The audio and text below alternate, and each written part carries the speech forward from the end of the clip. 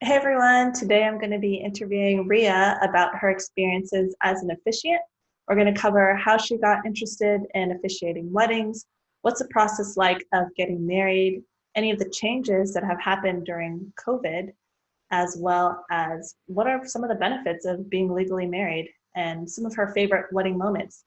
So if you could start off, Riya, could you share a little bit more about how you got interested in becoming an officiant? Hi, Irene. Yes, good to see you again. Long time no see, but thanks for inviting me on. Yes, be happy to tell you about my officiant story here. I am a wedding officiant, so that means I'm an ordained minister as a member of the clergy, and I help officiate weddings and help people get married. This has been started for me just this year, although it's more of a family business that my brother's been involved in. So he and his wife has been doing immigration and marriage legal services for close to 20 years now. And his business is based in Los Angeles. So he has a business called 1 Hour Marriage. You can look that up, onehourmarriage.com, where they can marry people in 1 hour, get the marriage license, do a quick ceremony, sign it, and then they're legally married within 1 hour when people go visit his office. So my brother and his wife have been doing that. They've expanded that business to do mobile marriages. So he travels all around LA County and Southern California. He has his daughter doing that as well, also as an ordained minister. And sometimes they come up here to the Bay Area, and he has enjoyed the job so much, he really got me into doing this as well. So I have also signed up and became an ordained minister. And I'm also performing marriage ceremonies here in the Bay Area. And I'm doing it only up here. And I'll explain a little bit about how that works, how to get the marriage license, and why he's involved down there and up here, and it all works together in one big, really nice, simple system.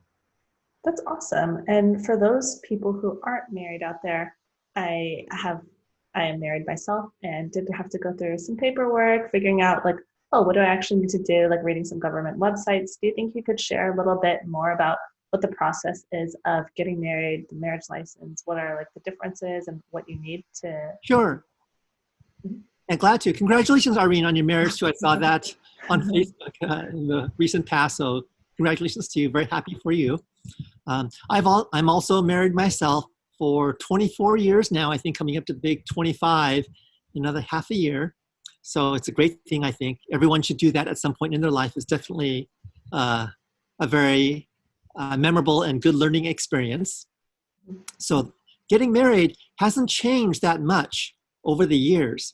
So here in California, and each state has its own marriage law, so you should really check for your individual state to see what they require. But in California, you basically need to be two adults, two consenting adults, ages 18 and over. And the marriage laws and rules are slightly different for each county as well. So you really need to Google up your county, for example, San Francisco marriage license, San Mateo marriage license, Santa Clara marriage license. It will point you to the clerk recorder's office in your county government, and it'll explain the process and rules for how to get the marriage license, how to do the ceremony, and how to return the signed marriage license back to have it recorded. So basically, there's a couple steps. One is you need to get a marriage license. Well, first of all, you need to propose to your significant other and have a good agreement to do that first. So that's the first step. But assuming that's happened and you have a plan to get married and live together and be partners forever, get the marriage license, follow the website, you get the marriage license. Once you have the marriage license, it's valid for 90 days. So within that 90 days, you have to get married with some type of ceremony somewhere. And that ceremony can be conducted by a member of the clergy, by a judge, by a captain of a ship. They'll specify very specific people who can perform that, basically authorize people who can perform that ceremony. So that person will host, it could be a very, very brief wedding or a very large, elaborate wedding for you. You say your vows, say I do to each other. You give your partner a kiss, and then that person signs the marriage license. Now, the other important thing to consider is, do you want to get a public marriage license or a confidential marriage license? That's a very important decision you need to make at the time you obtain your marriage license. So the public marriage license is on public record.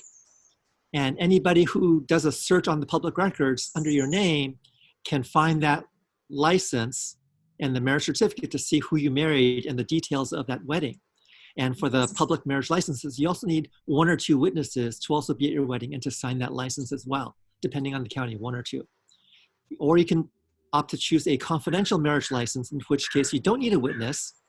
In many cases, you're already living together. And usually a confidential marriage license is stored in the court records and cannot be searched and seen by other people. So that's the main difference you have to decide. Most people are fine with public, although some people want a confidential marriage license.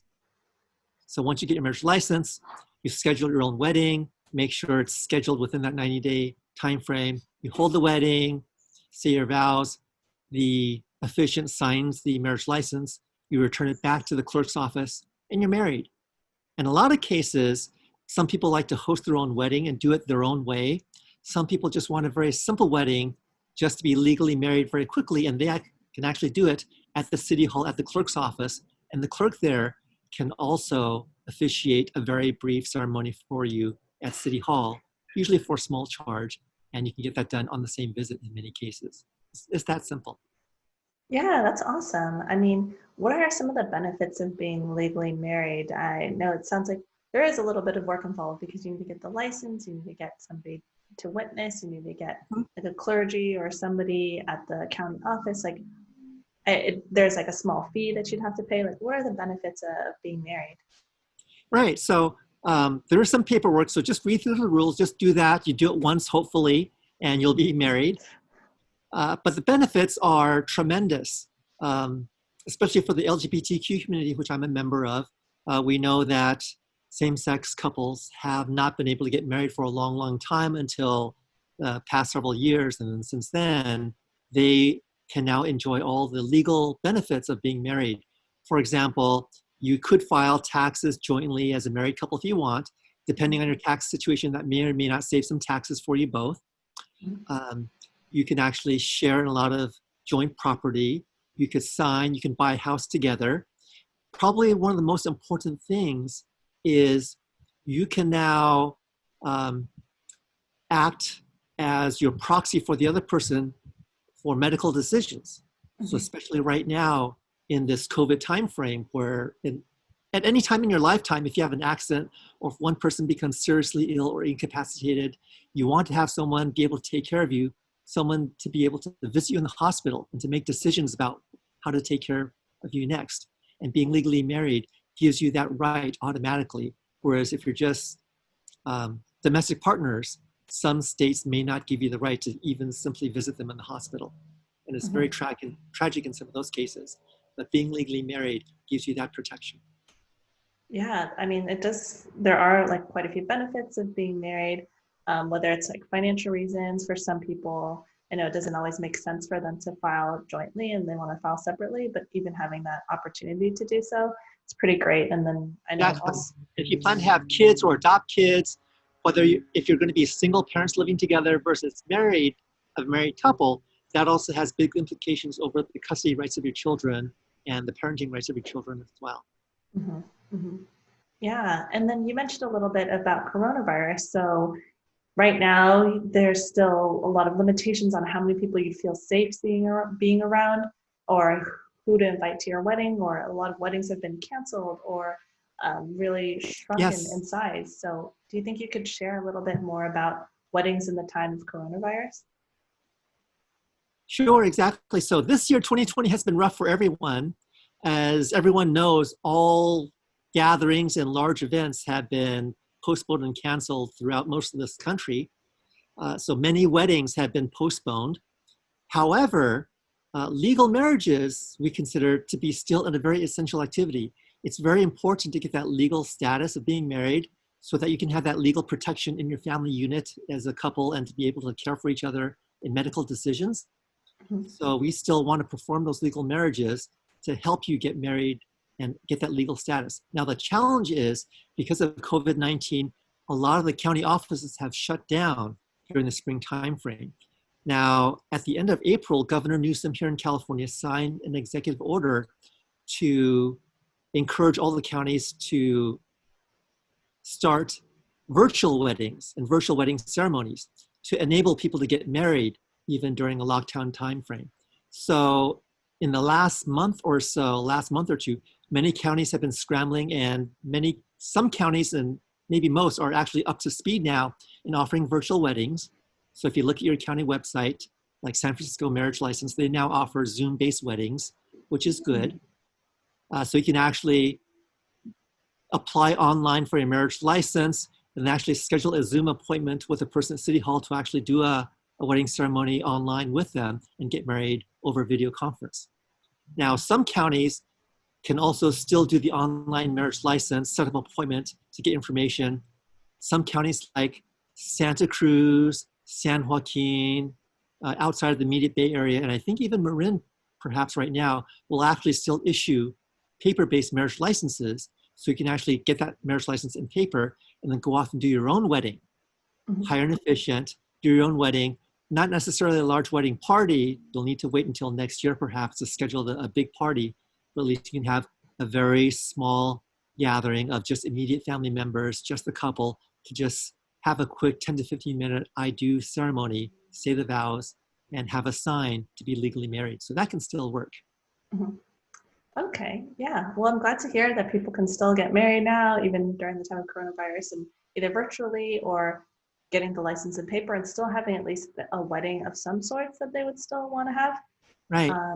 I guess in terms of just kind of hearing about your own experience being an officiant, like what are your favorite wedding memories? Sure. So this role is very special. As you know from our past history together, I'm in the healthcare role. So I really like to help people be healthy and to help them fulfill their lives.